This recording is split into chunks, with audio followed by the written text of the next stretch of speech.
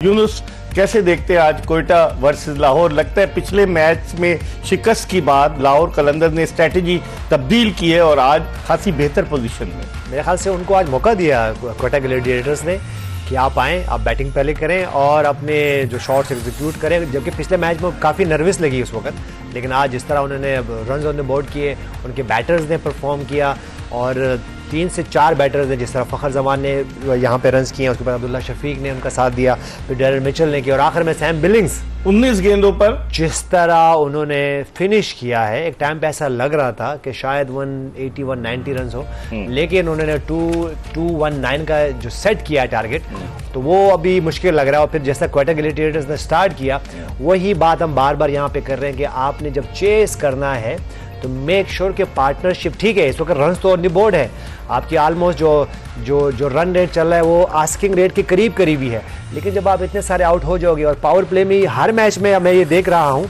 सिवाय कल के मैच में, उसमें भी 3 आउट हुए थे, लेकिन जिस तरह जेम्स विंस ने वो इनिंग खेली है वो कभी कभी होती है। तो मेरे ख्याल से देखिए, चेज जब आपने करना होगा तो आपको पार्टनरशिप कहीं ना कहीं बिल्ड करनी है और लॉन्गर खेलना है। अगर मैं देखे आज फ़खर जमान खेले, कल मोहम्मद रिजवान भी खेले, अगर मैं फ़खर की आज की बात करूं, अगर मैं गलत नहीं हूं तो पावर प्ले में कुछ 16 बॉल खेले, 14 बॉल खेले और 16 रन किए हैं। और जब उन्होंने फिनिश किया तो उनकी जो बॉल्स हैं वो 39 बॉल है, 67, लेकिन उसमें आपने समझना है कि वो पावर प्ले भी खेल रहे हैं। तो अगर आप जब चेस करोगे और इस तरह की इनिंग खेलोगे तो आप पे फिर क्वेश्चंस होते हैं। अब जैसे कल मोहम्मद रिजवान भी खेल रहे थे, मैं उनसे कुछ ले नहीं रहा हूँ, उन्होंने 100 किया, लेकिन जब उनकी नहीं सर, वो देखे, वो तो एक अलग बात है, वो मैच हार गए, वो जिस तरह जेम्स विंस ने खेला उन्होंने उसको पूरा क्रेडिट देना है। लेकिन अगर आप इतने सारे रन करने के बाद भी हार जाओगे, आपकी बॉलिंग इतनी अच्छी नहीं हो सकी, तो उसकी ये वजह है। लेकिन मैं ये बात करूं, जब वो 40 से 50 बॉलें खेले थे तो उस वक्त कितने रन थे उनके? वही 70-75 रन। नहीं, आपने समझना है, जब आप एज अ ओपनर खेल रहे हो और उसमें 6 ओवर का आप एक सर्कल खेलते हो, एक पावर प्ले खेलते हो, तो उसमें देखिए फिर ये बहुत मुश्किल हो जाता है जब आप चेस कर रहे हो। मैं चेस के उस पर स्नान में कह रहा हूँ, ठीक है, आप पॉज कर रहे हो तो उस वक्त आपके पास लग्जरी होती है कि आपकी कुछ चीज़ें जो है ना वो दब जाती हैं, लेकिन ये वो पॉइंट्स है जो कि आपने करना हो। जब आप इंटरनेशनल क्रिकेट खेलते हो, आप 12 ये डिबेट लेके बैठे होते हैं कि ये वो क्या पॉइंट है जो कि हम मिस करते हैं। वो यही पॉइंट है जब आप चेस कर रहे हो, तो जब आप 40 से 50 बॉलें खेलते हो और वहाँ पे 70 से 75 रन करते हो, तो वहाँ पे फिर आपको अगर 40 बॉल खेल लो तो वहाँ पे स्ट्राइक रेट आपको 200 प्लस होना चाहिए कि 80 से 90 रन करेगा। अगर आप आउट भी हो जाओ तो आपने ऐसा प्लेटफॉर्म पीछे करके छोड़ना है जो कि अगले बैटर्स के लिए इजी हो। तो मैं ये किसी कुछ ले नहीं रहा हूँ, मैंने फ़खर जमान से कुछ नहीं ले रहा हूँ, मैं मोहम्मद रिजवान से कुछ नहीं ले रहा हूँ, लेकिन ये वो की पॉइंट्स हैं जो समझदार, जो समझने वाले कोचेज हैं, जो समझने वाले टीम्स हैं, वो उनके लिए जो है ना आसानी पॉइंट्स का यूनुस ने जिक्र किया खुर्रम। लेकिन आप देखें, सैम बिलिंग्स पीएसएल की तारीख की 23 तरीन निस्फ सेंचुरी, 19 गेंदों पर उन्होंने निस्फ सेंचुरी बनाई, 33 बरस उनकी उम्र है। 2022 से वो इंग्लैंड की क्रिकेट टीम से बाहर हैं, दुनिया भर की लीग खेल रहे हैं। आज जिस तरह से उन्होंने परफॉर्मेंस दी और उनकी इस परफॉर्मेंस की वजह से कोयटा ग्लैडिएटर्स 219 रन बनाने में कामयाब हुई, वरना लग नहीं रहा था कि ये 200 क्रॉस करेंगे। आखिरी ओवर में जो फ़हीम अशरफ की उन्होंने पिटाई की, छक्के मारे, फ़हीम अशरफ इतने महंगे साबित हुए, क्या कहेंगे आप? देखें, ये आज ना थोड़ा सा ना उनको लगा कि मैं थोड़ा जल्दी कर रहा हूँ। जो पिछले मैच में आती उन्होंने शॉट खेल दी थी, ऐसी सिकंदर आता, ये दोनों पे मिडिल जो ओवर्स है ना बड़ा डिपेंड कर रही है। कौन? लाहौर कलंदर। तो कहीं ना कहीं इन लोगों को रियलाइज हुआ कि थोड़ा सा टाइम लेना चाहिए। उसने शुरू में आती 2-3 बॉलों पे नहीं शुरू किया, उसने 6-7 बॉलें लिए, फिर उसने गियर चेंज किया, उसके बाद फिर सैम बिलिंग्स था पूरे ग्राउंड में। अच्छा, कहीं ना कहीं एक चीज तो क्लियर है कि इनके 4 ओवर टारगेट किए हुए थे, क्योंकि शोएब भाई नहीं कोयटा ग्लैडिएटर के, क्योंकि ये 4 ओवर शॉट से खेल रहे हैं। शोएब भाई ने 1 ओवर किया पिछले मैच में भी और 3 ओवर शेयर हुए थे, सही है। अभी हो सकता है नेक्स्ट मैच में ये चांस किस पे ले, सऊद शकील भी बॉल करता है, क्योंकि ये एक पूरे बॉलर शॉट से खेल रहे हैं, जेन्युइन बॉलर से। अब फ़हीम अच्छी कर गया तो सही है, अब जिस तरह फ़हीम की अभी फॉर्म नहीं है, रिदम वो नहीं है, वो एग्जीक्यूट नहीं कर पा रहा जिस तरह का उसका एक तो वो नई बॉल करता है, बीच में जब बॉल आती है ना करने के लिए, मतलब 7वें 8वें 9वें और उसमें ये स्पिनर कराते हैं, जब ये एंड में आता है ना तो इजी हो जाता है। तो मसला ये हो रहा है, ये जो 4 ओवर है ना कोयटा को, इसको जल्दी इनको रेक्टिफाई करके फिलअप करना पड़ेगा, वरना ये आगे डैमेज करेंगे। ये मैच में दूर हुए उन 4 ओवर से, वरना ये मैच में चल रहे थे इस पिच के ऊपर 10 8 9 इसकी एवरेज कोई मसला नहीं करता। ये जो मैच में एकदम से दूर हुए ना वो आखिरी 3 ओवर में हुए। लेकिन यूनुस एक और चीज, 6 बॉलर्स के साथ कोयटा उतरी आज मैदान में। आज उन्होंने अकील हुसैन को, जो लेफ्ट आर्म स्पिनर है, उसको भी खिलाया और वो नया गेंद करता है। एक जमाने में T20 की वर्ल्ड रैंकिंग का नंबर 1 बॉलर रहा है अकील हुसैन।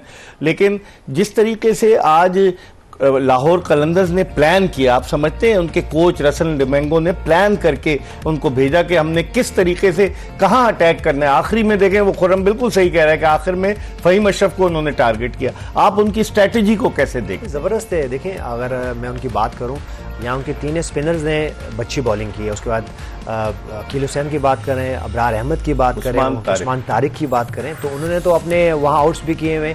लेकिन प्रॉब्लम ये, जो कल भी हमने डिस्कस किया था, कि आपके पास कुछ ऐसे मैच विनर बॉलर्स होने चाहिए जो कि सिर्फ स्पिन अटैक में नहीं होना चाहिए, फास्ट बॉलर में भी। अगर देखें, आज मोहम्मद आमिर ने अगर आउट नहीं किए या उन्होंने उनसे उनको रन्स हो गए हैं, तो रन्स बहुत ज़्यादा हो गए, और फिर वो जब चेस कर रहे हैं तो उनको प्रॉब्लम है। और देखिए, मैं ये बात जो मैं बार बार कर रहा हूँ कि आप टॉस जीत के फील्डिंग डिसाइड करते हो और फिर आप चेज नहीं कर पाते हो। देखिए, ये कुछ दूसरा तीसरा मैच हो गया इस तरह। बिल्कुल कि टॉस जीत के मुखालिफ और आप हार जाते हो।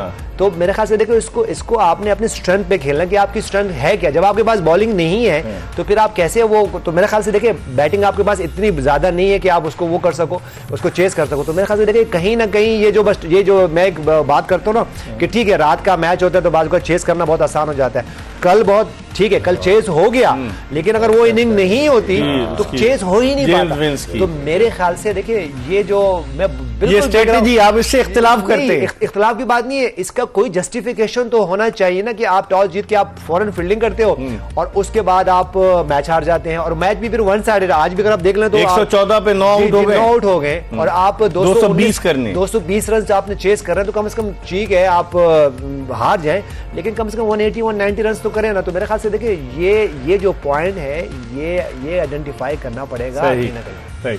और हम जिस तरह यूनुस कह रहे हैं कि आइडेंटिफाई, आज आमिर ने 4 ओवर में 46 रन दिए।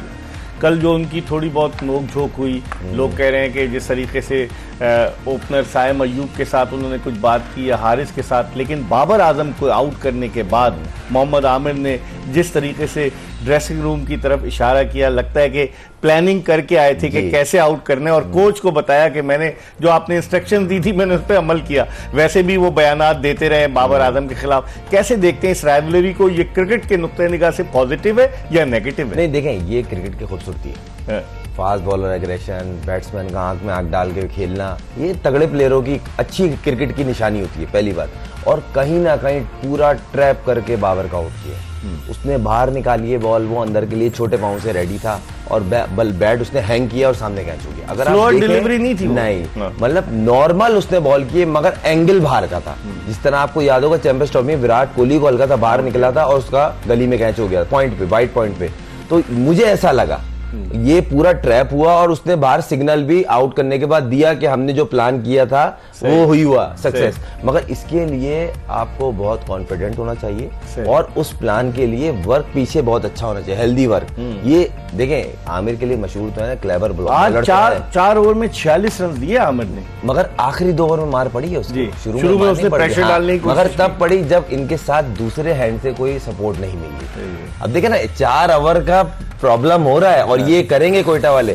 सबसे बैलेंस टीम है, अगर इनमें प्रॉब्लम हो रही है ना, एक बॉलर शॉट से खेल लें। यूनुस इत्तेफाक करेंगे एक बॉलर? बिल्कुल ठीक कह रहे हैं। ये फास्ट बॉलिंग की अगर मैं बात करूं तो उनके पास इतनी लग्जरी नहीं है यहाँ इनकी फास्ट बैटरी में। तो मेरे ख्याल से देखिए, ये बहुत जरूरी है। आपके पास बिल्कुल ही फास्ट बॉलर नहीं होने चाहिए, आपको कहीं ना कहीं बैलेंस आपका बॉलिंग अटैक होना चाहिए। अगर नहीं होगा तो देखिए इसी तरह रन होंगे। मोहम्मद आमिर और फहीम अशरफ हैं दो इनके आज के। आपको देखें, अगर देखें जो हम बात कर रहे हैं बाजुकात के, अगर आपके पास ठीक है, बाजुकात हम ये बात करते हैं कि शायद ये जो क्रिकेट है, ये जो बैटर्स की क्रिकेट है, ये जो वर्जन है, ऐसा नहीं है। बॉलर्स के लिए अगर बॉलर्स आपके पास अच्छे बॉलर हों और वो चाहे वो फास्ट बॉलर्स हैं चाहे वो स्पिनर्स हैं, आप अगर एक बात कर लें, होल्डर की बात कर लें, तो उन्होंने उस दिन कैसी बॉलिंग की, जबरदस्त उन्होंने अपने एक्सपीरियंस यूज किया। देखिए, इन पिचेस पे आपको पता होना चाहिए कि वेरिएशंस क्या है वेरिएशन सिर्फ ये नहीं कि एक ओवर में आप 4 स्लो वन कर लें, आपने मुख्तलिफ एंगल्स पे बॉल करनी होती है। वेरिएशन सिर्फ ये नहीं है कि आपने स्लो बॉल करना है, आप वेरिएशन बहुत बॉलिंग में बहुत सारी वेरिएशन है कि आपने क्रीज कैसे यूज़ करना है, शॉर्ट बॉल कैसे करना है, स्लो वन कैसे करना है, फिर यॉर्कर्स क्या करने हैं, ठीक है, वाइडर बॉल कैसे करना है। तो ये मुख्तलिफ वेरिएशन है जो कि आपको अपने अप्लाई करने हैं। लेकिन वही वाली बात करें कि सब कोच नहीं कर सकते, सब कैप्टन नहीं कर सकते।